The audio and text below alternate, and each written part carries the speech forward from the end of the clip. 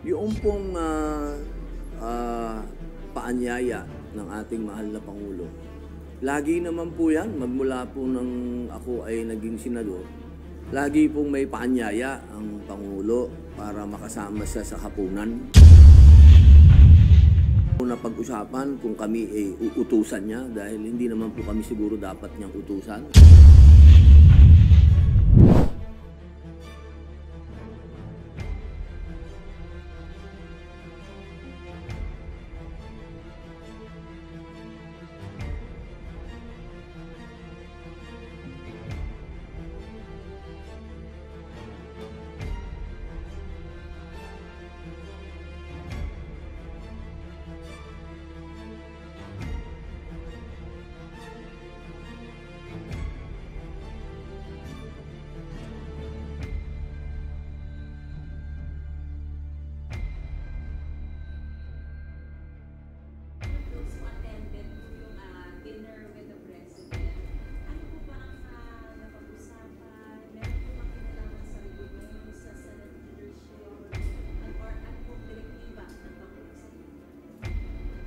Direktiba. Ba, hindi niya pwedeng utusan ng senador. Magkahiwalay kami ng ano lang yun. Una, bismillah. A'udhu billahi minash shaitanir rajim. Bismillahirrahmanirrahim. Alhamdulillah rabbil alamin.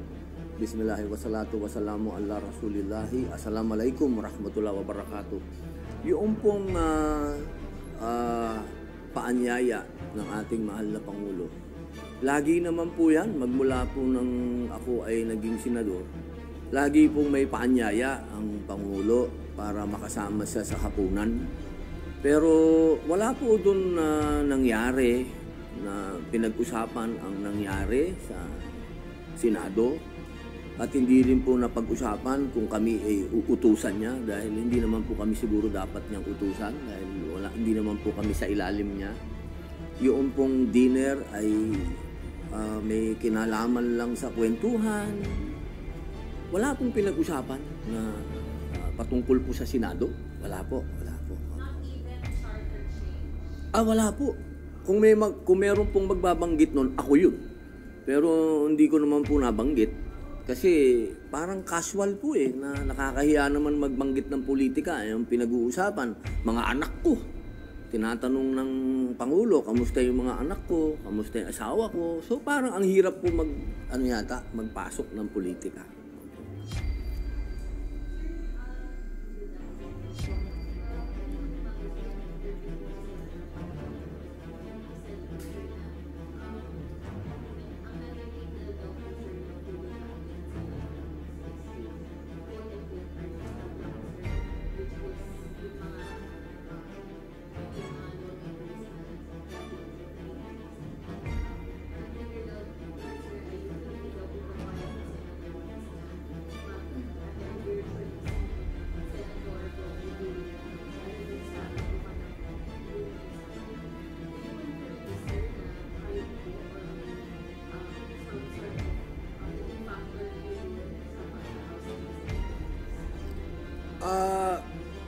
Una sa lahat, wala akong reklamo kay Senate President Migs as Senate President. Wala akong totohanan sumusunod ako dyan Okay naman si Migs. Yung nangyari, alam nyo, kami ng PDP, 4 kaming PDP. Okay. Ako, Senator Bongo, Senator Bato, Senator Tolentino. Kami ay isang partido, kaya ang boto namin ay isa lang. Naiintindihan ko si Senator Bato kung bakit nagkaroon ng naging emosyonal siya sa pangyayari. Kasi talaga namang para sa akin, at alam ko naman yung nangyari dahil ako ang acting presidente ng PDP. Alam ko kung ano yung nangyari sa aming block. Sa aming block kasi, hindi pwedeng maghiwa-hiwalay. Kung ano yung boto ng isa, dapat yun ang boto ng lahat. Kaya nung kinausap namin si Bato, wala naman siyang nagawa. Wala na siyang nagawa. Kasi kailangan mamili siya, partido o yung kanyang matatawag natin na pakikisama kay SP, mix. Siyempre, nanaig yung pagiging party man niya. Kasi yun ang adhikain ng PDP. Kailangan sumunod ka sa sinasabi ng partido. Yun po ang napagdesisyonan namin. Kaya yung artista black o anong black yan, hindi po. Partido po namin ito ng PDP.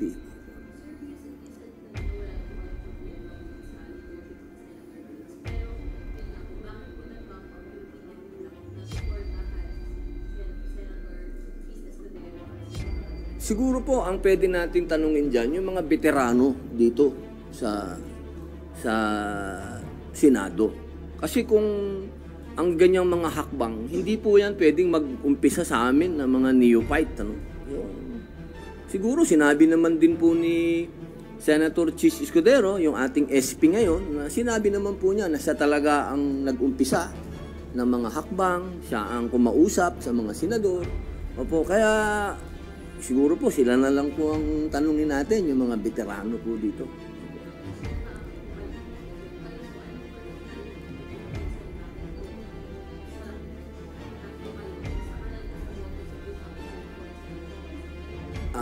Siguro ito po para kasi hindi naman po naging unfair sa amin si SP Migs Siguro sa amin na lang po yung rason namin. Sabi nga ni Cheese, ni SP Cheese, yung mga ganitong mga pangyayari, hindi naman tayo kailangan magpaliwanag. Sabi niya, basta kung ano yung rason natin, yun na yun. Basta ako, ito po ay desisyon ng partido. Hindi po ito isang desisyon ng isang tao.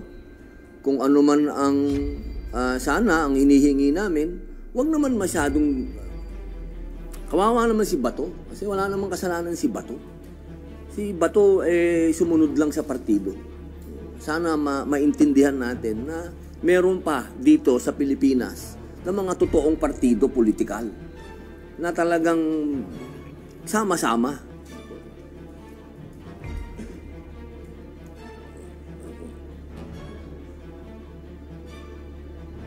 Yung pong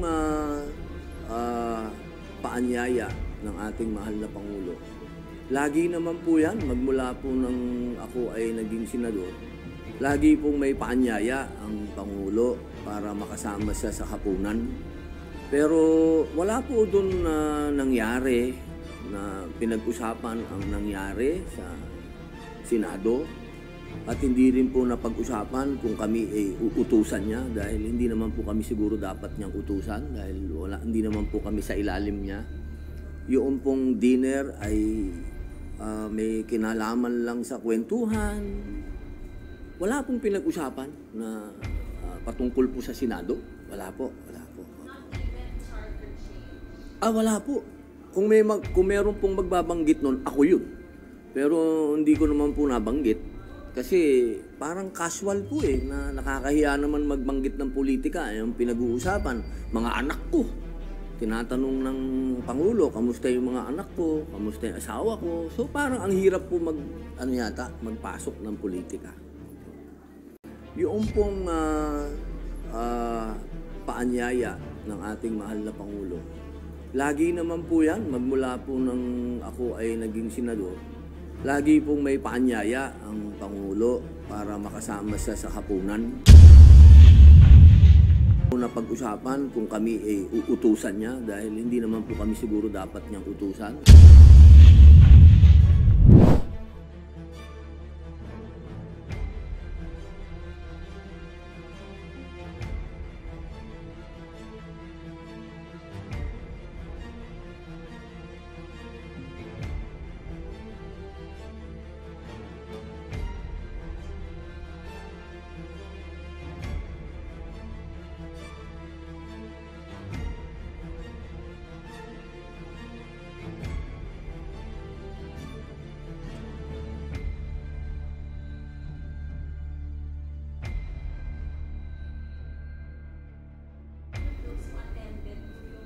dinner with the president, ano po ba ang napag-usapan? Meron po bang kinalaman sa reunion sa Senate leadership? Or ano pong direktiba ng Pangulo sa inyo?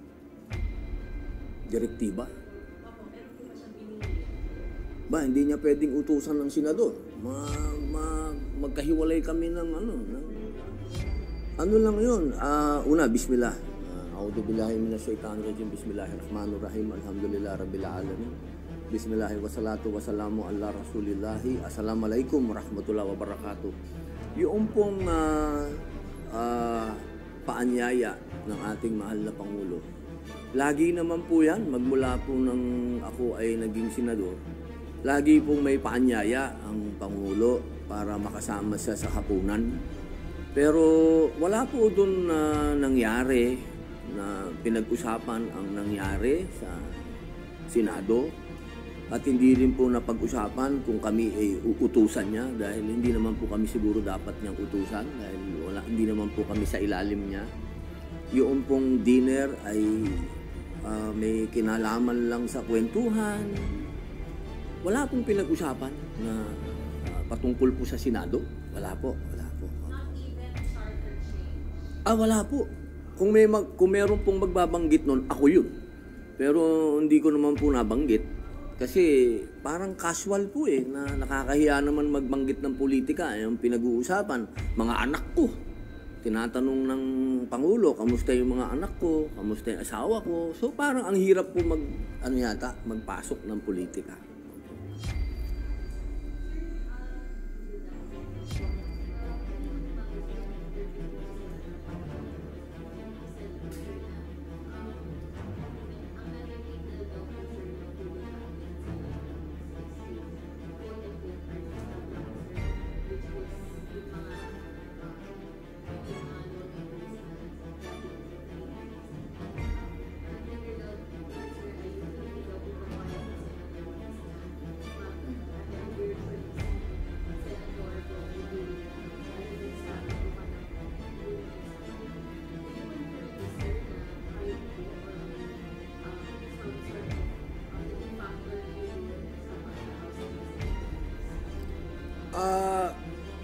Una sa lahat, wala akong reklamo kay Senate President Migs as the Senate President. Wala akong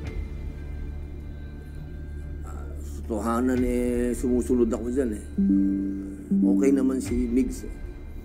Yung nangyari, alam nyo, kami ng PDP, 4 kaming PDP. Okay, ako, Senator Bongo, Senator Bato, Senator Tolentino. Kami ay isang partido, kaya ang boto namin ay isa lang. Naiintindihan ko si Senator Bato kung bakit nagkaroon ng naging emosyonal siya sa pangyayari. Kasi talaga namang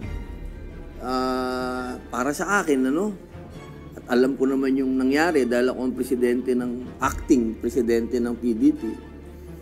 Alam ko kung ano yung nangyari sa aming block. Sa aming block kasi, hindi pwedeng maghiwa-hiwalay. Kung ano yung boto ng isa, dapat yun ang boto ng lahat. Kaya nung kinausap namin si Bato, wala naman siyang nagawa.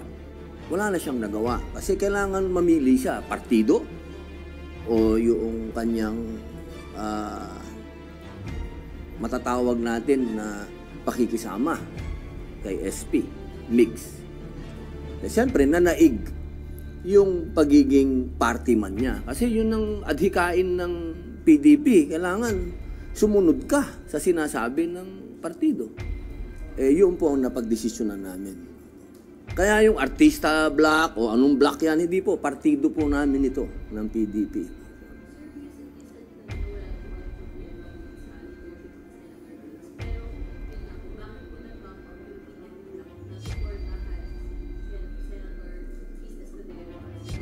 Siguro po, ang pwede natin tanungin dyan, yung mga veterano dito sa Senado. Kasi kung ang ganyang mga hakbang, hindi po yan pwedeng mag-umpisa sa amin ng mga neophyte. Ano?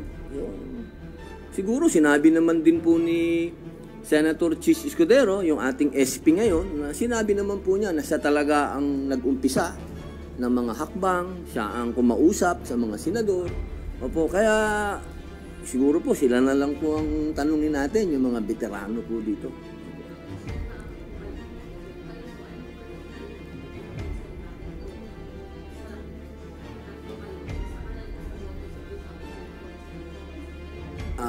Siguro ito po para kasi hindi naman po naging unfair sa amin si SP Migs Siguro sa amin na lang po yung rason namin sabi nga ni Cheese ni SP Cheese yung mga ganitong mga pangyayari hindi naman tayo kailangan magpaliwanag, sabi niya, basta kung ano yung rason natin yun na yun.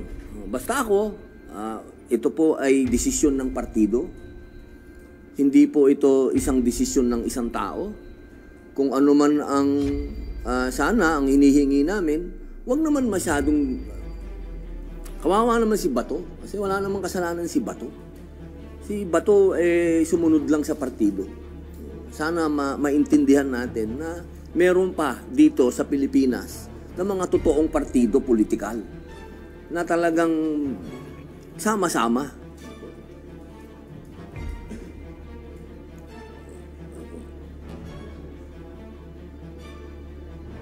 Yung pong paanyaya ng ating mahal na Pangulo, lagi naman po yan, magmula po nang ako ay naging senador, lagi pong may paanyaya ang Pangulo para makasama siya sa hapunan. Pero wala po doon na nangyari na pinag-usapan ang nangyari sa Senado at hindi rin po napag-usapan kung kami ay uutusan niya dahil hindi naman po kami siguro dapat niyang utusan dahil hindi naman po kami sa ilalim niya. Yung pong dinner ay may kinalaman lang sa kwentuhan. Wala pong pinag-usapan na patungkol po sa Senado. Wala po. Wala po. Kung meron pong magbabanggit nun, ako yun. Pero hindi ko naman po nabanggit. Kasi parang casual po na nakakahiya naman magbanggit ng politika. Yung pinag-uusapan, mga anak ko. Tinatanong ng Pangulo, kamusta yung mga anak ko, kamusta yung asawa ko. So parang ang hirap po magpasok ng politika.